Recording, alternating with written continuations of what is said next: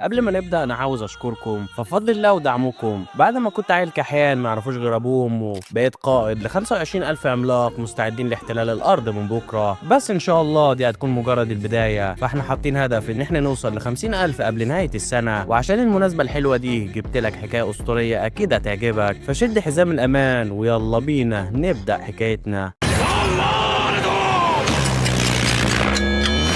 بتبدأ حكايتنا في الطائفة الشيطانية اللي بيكون فيها تلاميذ الإمبراطور الشيطاني بيتكلموا مع بعض، فالسيد بتاعهم دخل في سبات غامض ومش عارفين يصحوا منه ازاي، فبقول لها يانج ان هم هيفضلوا يحموا السيد بتاعهم لحد ما يصحى مهما كان التمن. بس فجأة بيلاقوا ان هم بيتعرضوا للهجوم، فبيروحوا كلهم علشان يطمنوا على السيد بتاعهم. بيروح بعدها للإمبراطور الشيطاني اللي بيكون تلميذه بيمده بالطاقة علشان يعيش، فبيقول له التلميذ ان هم بيتعرضوا للهجوم ومحتاجين مساعدته دلوقتي. بس مع الأسف الإمبراطور يون مش قادر يعمل أي حاجة، وبيطلع النيون هو شاب انتقل لجسد الامبراطور الشيطاني واللي طلع عنده 6 من اقوى تلاميذ القاره، وكل واحد فيهم تم الغدر بيه وما لقيوش غير يون علشان يعرف ينقذهم. وده صنع عداوه كبيره بينه وبين الطوائف الكبرى اللي قررت تخلص عليه هو وكل تلاميذه. بيوصل ساعتها قاده الطوائف الكبرى اللي بيكونوا جايين عشان يخلصوا على الامبراطور الشيطاني، بس يوان وتشو بيروح علشان يوقفوهم. بتقول لهم تشو محدش فيكم كان يجرؤ يبص في عين الامبراطور الشيطاني، بس لما تعب اتلمتوا عليه زي الكلاب السعرانة. فبيقول لها القائد ان طالما هما بيخلصوا العالم من الامبراطور الشيطاني فكل حاجة جائزة ليهم. بعدها بيهجم عليها بالتنين بتاعه، فبتحاول تشو ان هي توقفه بس مش بتقدر بسبب نقص الطاقة في جسمها. ولما بيلاقي ان هي تخسر بيروح يوان عشان يحاول يساعدها، بس حتى هو بيتم هزيمته بشكل بائس. القائد ساعتها بيتفاجئ من قوة يوان وتشو الكبيرة وبيقرر ان هو هيبيدهم هما كمان مع الامبراطور الشيطاني. لينج ساعتها بيشوف اللي بيحصل وبيطلب من يون ان هو يعمل اي حاجة، بس يعني الراجل لا حول ليه ولا قوة، فبيتقبل يون ان دي نهايته وهو هيموت النهارده، لحد ما بيتفعل النظام بتاعه قدامه وبيقول له ان هو يقدر يرجع حيويته مقابل النقاط. فبينبسط يون من الكلام ده لان دلوقتي هيقدر يتعامل مع الجيش الضخم اللي مستنيه. بيروح بعدها مفعل النظام علشان يسترجع 10 ايام من طاقته الكاملة. بنرجع للشيوخ اللي قدروا يتغلبوا على يوان وتشو وخلاص بيكونوا على وشك ان هم يدمروا كل حاجة، بس فجأة بيظهر يون وبيعرف ينقذهم. الشيوخ ساعتها بيتفاجئوا من وجود يون قدامهم وهم عارفين ان صقله تضرر جامد واللي عمله ده المفروض يسرع من موته. قائد الحمله بيستغل الفرصه وبيروح بعت واحد من اتباعه علشان يخلص على يون وياخد اللقطه، فبتتعصب تشو وبتروح علشان توقفه، بس يون بيقول لها ان مفيش داعي. المهم بيجي الواد علشان يخلص على يون، بس بحركه من صوابعه بيموتوا يون وبيكسر السفينه اللي معاه. فبيتصدم قائد الجيش من اللي حصل لان الهجمه دي مش هجمه عاديه والمفروض يون ما يقدرش يستخدمها في حالته. وبالفعل كلامه بيطلع صحيح لان يون استخدم 7 ايام لحد دلوقتي والهجمه اللي جايه هتكون الهجمه الاخيره. فبيقول له يون ان هو هيسيبهم يعيشوا لو مشوا قبل الهجوم الاخير بتاعه. الشيوخ في الاول بيكونوا مصممين على القتال ضد يون، بس قائد الجيش بيترعب وبيهرب من المكان وده بيخوف البقيه وبيخليهم يهربوا. فبيهان النظام يون على الانجاز بتاعه وبيديله 20 نقطه نظام واللي بترجع له قوته ل 20 يوم قدام. المهم بيروح تلاميذه يطمنوا عليه بعد المعركه الصعبه دي، بس ساعتها بيقول له يوان ان الشياو في خطر ولازم يلحقوها. فبيقول له النظام ان هو لازم يروح ينقذ شياو في اسرع وقت لان هو لو فشل هيخسر كل النقاط اللي جمعها. المهم بتساله تشو هيعملوا ايه دلوقتي، فبيقول لها الشباب ان هم لازم يروحوا يطربقوا الدنيا على الطوائف اللي عملت كده في شياو. الكلام ده بيشيل يون على الاخر، فبسبب تعليم الامبراطور الشيطاني الغبيه التلاميذ بتوعه شغالين كل حاجه بالدراع. فبيقول لهم يون اللي هم بيعملوه ده غلط لان بدون سبب مقنع سكان القاره هياخدوا فكره زباله عنهم وده هيصنع عليهم عداوات بدون اي داعي. لينج بيقول له مش انت قلت اننا لازم نخلص على كل اللي ما يعجبناش وخلاص. الواد ساعتها بيتشل اكتر من كلامه بس بيمسك نفسه على اخر لحظه. بيقول له كلامك صحيح بس انا ما كانش قصدي على الابرياء، يعني مشكلتنا مع الموريوم فما ينفعش نروح ان احنا نخلص على اي حد وخلاص. المهم بيطلب يون من الشباب ان هم يستريحوا ويحرسوا المنطقه وبياخد شو معاه علشان يدوروا على شياو. وهنا بيلاقي يون ان الحاجز بتاعه اتدمر بسبب الهجوم الاخير، فبيستخدم يون من حياته علشان يعمل حاجز اقوى باضعاف من اللي كان عندهم وده بيصدم الكل لان هم ما كانوش متخيلين ان الامبراطور الشيطاني بالقوه دي. بتروح بعدها تشو عند يون وبتساله عن مكان شياو دلوقتي، فبيستخدم يون الحدس بتاعه وبيقدر ان هو يعرف مكانها. وبنعرف ان شياو كانت تلميذه مميزه بالنسبه للامبراطور الشيطاني وده بسبب علاقتها بصديق عزيز عليه مات في ظروف غامضه. بنروح بعدها لشياو اللي بيكونوا محاربين واد الطب محاصرينها علشان ياخدوا الحبوب اللي معاها، بس شياو بترفض الكلام ده، فالحبوب دي هي الوسيله الوحيده لانقاذ المعلم بتاعها. وعلى طول بيروح الخنازير يتجمعوا عليها وياخدوا الحبه، فبتتعصب شياو وبتروح علشان تاخدها، بس مع الاسف للاسف مش بتقدر ان هي تتغلب عليهم. بعدها بيروح القائد علشان يخلص عليها، بس فجأة بيجي الشيخ بتاعه بيوقفه، بيقول انت كنت هتدمر كنز عظيم بجهلك يا حمار انت. فعلى الرغم ان البت دي ضعيفة وملهاش لازمة، لكن الدماء بتاعتها قوية جدا، مشبعة بقوة مقاتل من المستوى السماوي. الكلام ده بيفاجئ شياو جدا، لان يون كان بيمدها بدمه طول السنين اللي فاتت عشان يعالج مرضها. فبتتأثر شياو من اللي عمله، وبتقرر ان هي تجيب الحبوب دي مهما كان الثمن، وعلى طول بتروح مفعلة تقنية الدم علشان تاخد الحبوب وتهرب من المكان. بس الشيخ بيقدر يستخدم التقنية الشيطانية بتاعته وبيعرف يضعفها، بيقول لها انت طالما واجهتيني فما عندكيش اي مكان للهرب، والافضل ان انت تستسلمي لان احنا خلصنا على الامبراطور الشيطاني. شاو في الاول بتنكر الكلام ده، بتقول له ان المعلم بتاعها مستحيل يموت بالسهولة دي، بس الشيخ بيقول لها ان كل ده مش مهم لان هي هتموت النهارده. بعدها بيهجم عليها الراجل بنيران الجحيم لحد ما بيظهر يون وبيقدر ان هو يدمر الهجوم بتاعه. فبتنبسط ساعتها شياو ان المعلم بتاعها لسه عايش وبتروح تديله الحبه، بس فجاه بيغمى عليها من كتر التعب. فبيفحصها يون وبيفهم ان هي استهلكت كتير من طاقتها علشان تجيب له الحبه دي، فبيأمر تشو ان هي تحميها. بعدها بيروح عند ولاد الصارمه دول علشان يجيبهم في شوال. اللي حصل ده بيفاجئ الكل لانهم عارفين ان يون اقوى شخص في القاره، وحرفيا يقدر يعمل معاهم الجلاشه بصباعه. بس الشيخ بيقول لهم ان هم يقدروا يخلصوا عليه علشان هو ضعيف دلوقتي، بس يا عيني ما يعرفوش ان اللي بيقولوا عنه ضعيف هيحطهم كلهم في الرغيف. وعلى طول بيغم عليهم يوم بالجحيم القرمزي، ويتبقى له يومين بس عشان يعيشهم. وعلى الرغم ان دي كانت مخاطره، بس كان الموضوع يستحق، لان القاره كلها شافت القوه التدميريه بتاعه الامبراطور الشيطاني، وعرفت ان الكابوس الاعظم للقاره رجع من تاني. المهم بيبارك النظام ليون على الانجاز بتاعه، وبتديله 20 نقطه علشان المهمه و3 نقاط عشان قتل المقاتلين اللي قدامه. بس قبل ما يون يفرح بيهم، بيلاقي ساعتها ياو احد شيوخ طائفه الطب اللي دمرها. فبتتفاجئ شو من وجوده لان الجحش ده عنده جسد الكارما الاسطوري. شاو ساعتها بتقلق من الوضع لان جسد الكارما بيمتص طاقه المحاربين الاقل منه، وممكن يخلص على يون في حالته الضعيفه دي. بس يون مش بيفرق معاه الكلام ده لان الجسد بتاع ياو مش جسد كارما كامل، فحتى لو كان يعرف يستخدم التقنيات بتاعته فهي مش بنفس قوته الاصليه. بالاضافه ان النظام مخليه يستخدم قوته الكامله بدون اي قيود، فحتى لو واجه جسد كامل هيقدر يعبيه في شوال. المهم بيقول ياو ليون ان تلميذته تسببت في مشاكل كتيره لواد الطب، عشان كده لازم يقتلها ويدمر مركز الصقل بتاعه، والا هيستخدم مع القوه علشان يعمل الكلام ده. بس طبعا يون بيقول له شوف له كلبه، فبيقول له ياو ان هو يمكن قدر يخلص على الشيوخ اللي كانوا قدامه، بس الموضوع مش هينفع معاه. فعلى عكس اللي واجههم، هو بيملك جسد اسطوري ويقدر يخلص عليه. بالاضافه ان هو عارف ان هو استخدم طاقه كبيره جدا في المعركه اللي حصلت بينه وبين طائف الكبرى امبارح، فحتى لو كان قوي فالطاقه اللي استهلكها كافيه ان هي تدمر صقله بالكامل. الكلام ده بيبسط يون على الاخر، فكده كل اللي هيقاتلهم بعد كده هيفتكروه ضعيف وهيخفضوا من دفاعاتهم. يون ساعتها بيقول له ان كلامه صحيح، فبسبب المعركه الاخيره اللي بينه وما بين الطوائف الكبرى هو خسر اكتر من نص صقله علشان يموتهم، وده بيخلي ياو يقلق اكتر من كلامه. فيون ملوش مصلحه ان هو يقول له على نقطه ضعف خطيره زي دي، بس غروره بيخليه يتجاهل الموضوع ده وبيروح علشان يهجم عليه. فبيروح يون يستخدم النظام بتاعه وبيروح يستخدم جسد الكارما الحقيقي، واللي بيقدر ان هو يدمر الجسد بتاع ياو بضربه واحده. فبيتفاجئ ياو من اللي حصل، بيقول له انت حالتك اقل مني، ازاي قدرت تدمر الجسد الاسطوري بتاعي؟ يون بيقول له انه مش مهم يعرف الكلام ده لان النهارده هتكون نهايته. بعدها بيهجم عليه بالجسد بتاعه علشان يخلص عليه، لحد ما بيجي كبار بوابه الطب وبيوقفوا الجسد بتاع يون. بيقول للراجل ان هو يمكن اقوى منهم مش هيعرفوا يتغلبوا عليه، بس مع التشكيل بتاعه ما هيقدروا يوقفوه. فبيضحك يون على كلامه، بيقول له انت يمكن صغير فما تعرفش المعلومه دي، بس انا والشيخ وانج عملنا التشكيل ده كله بنفسنا. الراجل ساعتها بيشك في كلامه، فعلى الرغم ان الشيخ وانج كان ماهر في صناعه الحاجات دي، بس الطائفه بتاعتهم مش هتقبل تستخدم حاجه من خائن زيه. فبيقول له يون ان هو هيعرفه ان هو مجرد جاهل، لان بالسيف العادي اللي معاه ده هيقدر يدمر التشكيل بتاعهم بكل سهوله. الكل ساعتها بيفضلوا يضحكوا على كلام يون وبيفتكروا ان هو بيخرف، فبيروحوا علشان يخلصوا عليه بالتشكيل بتاعهم. بس يون بيقدر ان هو يدمرهم بالسلاح العادي اللي معاه. الكل ساعتها بيتفاجئوا من اللي حصل لان التشكيل ده كان اقوى تشكيل عندهم، ومع ذلك يون دمره بكل سهوله. وبسبب الوضع